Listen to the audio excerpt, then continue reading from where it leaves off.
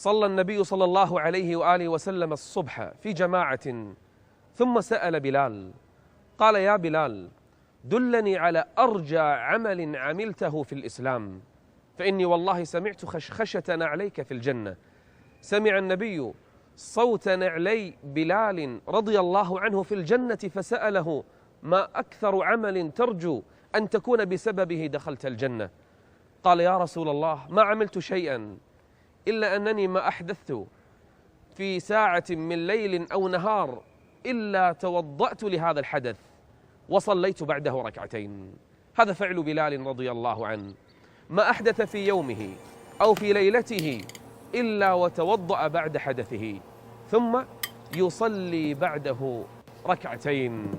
يا أيها الذين آمنوا إذا قمتم إلى الصلاة فاغسلوا وجوهكم وأيديكم إلى المرافق وامسحوا برؤوسكم وأرجلكم إلى الكعبين. هذه هي واجبات وأركان الوضوء. من أتى بها وتوضأ وأحسن الوضوء ثم راح إلى المسجد فإن الله عز وجل كتب بسبب الوضوء وذهابه إلى المسجد كل خطوة يكتب الله له بها حسنة ويمحو عنه بها خطيئة، بل يجعله الله عز وجل كالحاج إلى بيته المحرم بسبب أنه أحسن الوضوء ثم خرج